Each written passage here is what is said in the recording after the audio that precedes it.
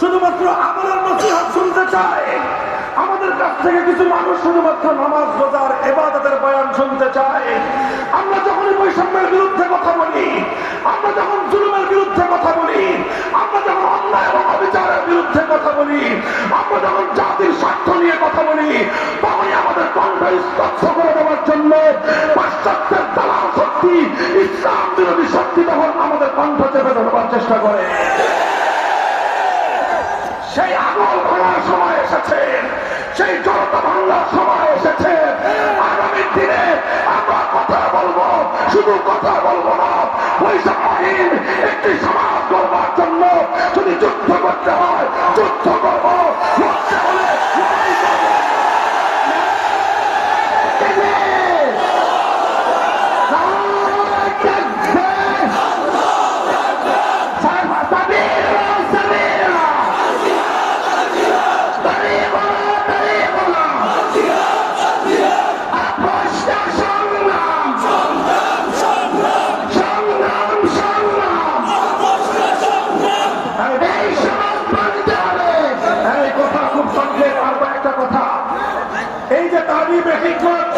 সমাজের মধ্যে তালিমে হিকমতের মেহনত আছে। দাওয়াত এবং তাবলীগের মাধ্যমে তালিমে হিকমতের কিছু বিষয়, ইসলামের কিছু প্র্যাকটিক্যাল বিষয় দাওয়াত এবং তাবলীগের মেহনতের মাধ্যমে আছে না নাই? এই জন্য দাওয়াত এবং তাবলীগকে বলা হয় চালতা ফিরতা মাদ্রাসা। এখানে শুধুমাত্র থিওরি শেখানো হয় না, এখানে রাত দিন 24 ঘন্টা একজন মুমিনের জিন্দেগির আমলি প্র্যাকটিস করানো হয়। এটাই হলো তালিমে হিকমত। তালিমে হিকমতের আরেকটা প্ল্যাটফর্ম হলো দাওয়াতুল হক। এখানেও মানুষকে কোরআনে পাকের প্রত্যেকটা বিষয়ের উপর আল্লাহ পয়গম্বরের জিন্দেগি থেকে প্র্যাকটিক্যাল আমলি নমুনা শেখানো হয়। কথা বলেন ঠিক না বেঠিক? এরপরের কথাটা কানটা খাড়া করে একটু শুনেন।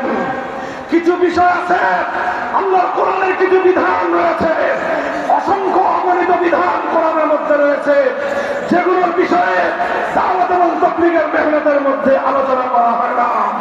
বহু বিধান রয়েছে, সেই বিধানগুলো বাস্তবায়নের জন্য দাওয়াতুল হকের মেহনতের মধ্যে সেই কর্মসূচির রাখার সুযোগ নাই। কিছু বিষয় নিয়ে সেখানে মেহনত করা হয়।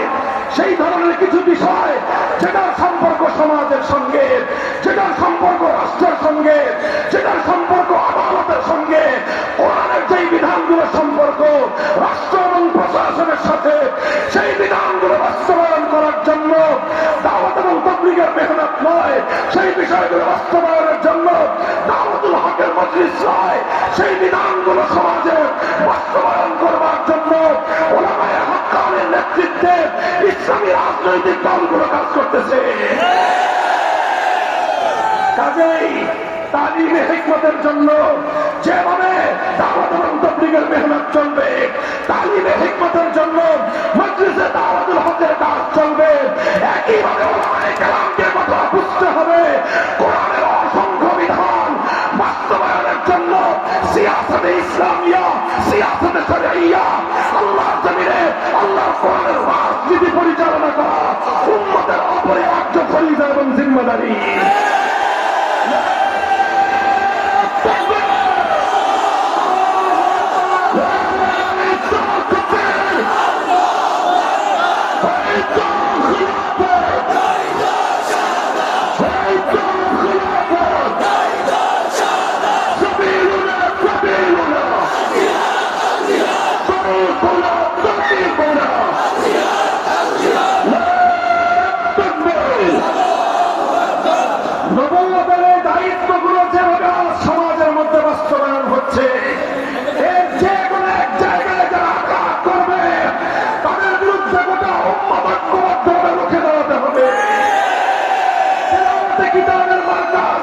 যদি আমাদের কোন বক্তব্য হিংস করার বিরুদ্ধে কেউ চোখ তুলে তাকাবার চেষ্টা করে, সে চোখ উপরে ফেলতে পারে।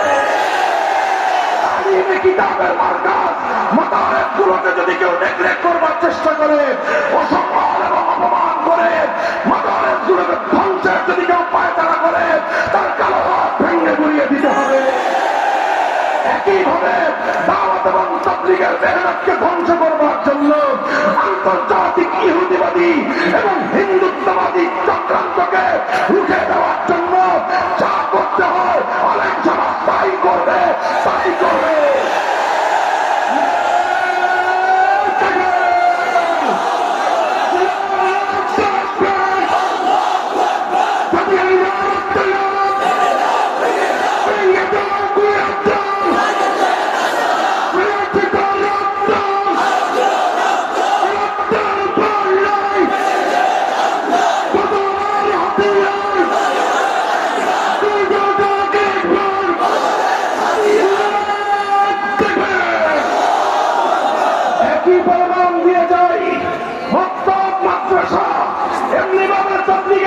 মিলাদকে হেফাজত করার জন্য যেভাবে ওলামায়ে উম্মাত এবং মুসলিম জাতিকে সোচ্চার এবং সজাগ থাকতে হবে, একইভাবে যারা আল্লাহর জমিন থেকে ইসলাম কায়েমের রাজনীতি বন্ধ করতে চায়, আল্লাহর দ্বীন বাস্তবায়ন করার, ইসলামী হুকুমত কায়েমের, ইসলামী রাজনীতির কণ্ঠ যারা রোধ করতে চায়, তাদের বিরুদ্ধে অল আউট অ্যাকশনে নামতে হবে।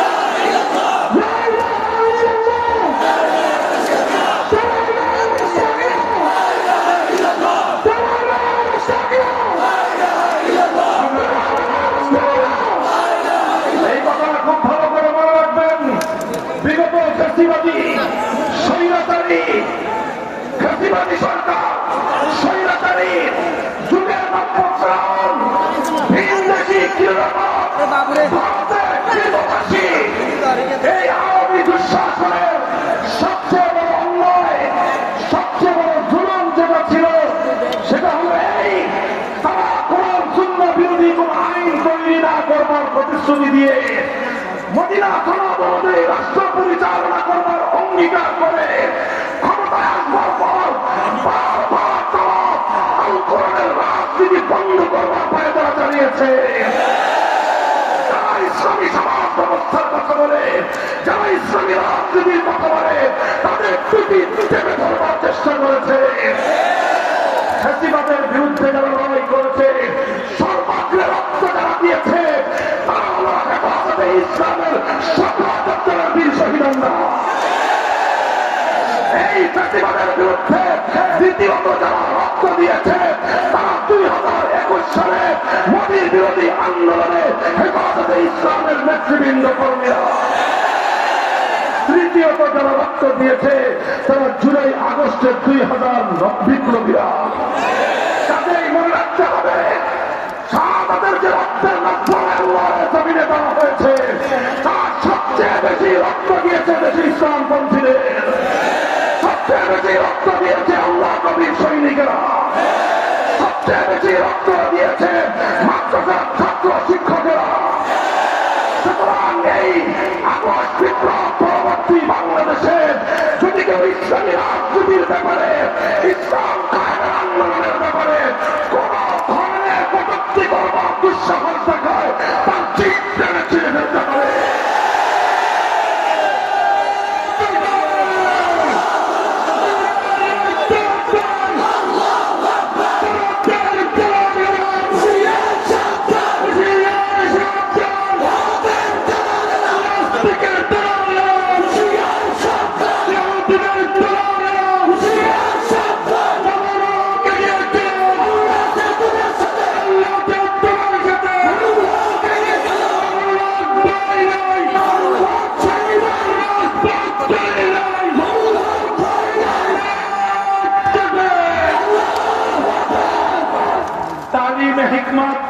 এটা ছিল তৃতীয় কর্মসূচি।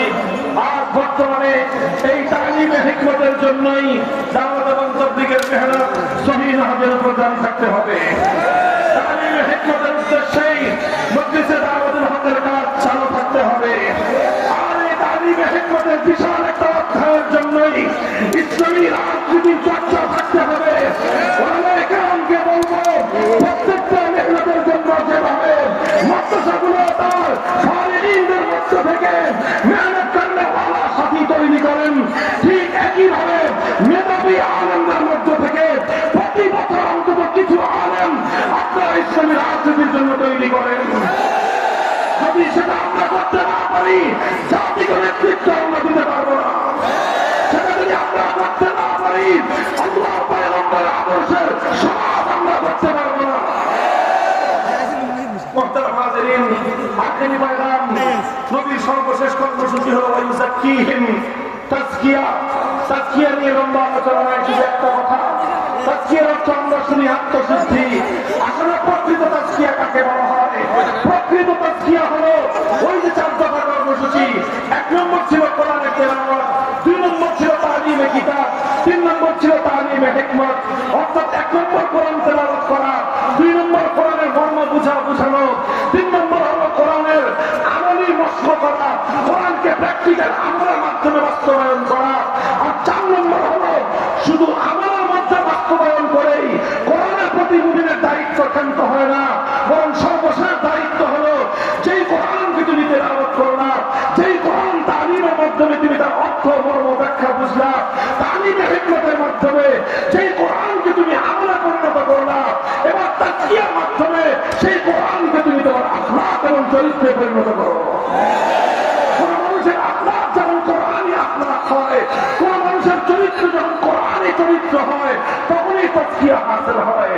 এই জন্য আল্লাহর নবী সম্পর্কে, নবীর সিরাত সম্পর্কে, নবীর জীবনী সম্পর্কে সবচেয়ে সংক্ষিপ্ত অথচ সবচেয়ে পূর্ণাঙ্গ, কি বললাম, সবচেয়ে সংক্ষিপ্ত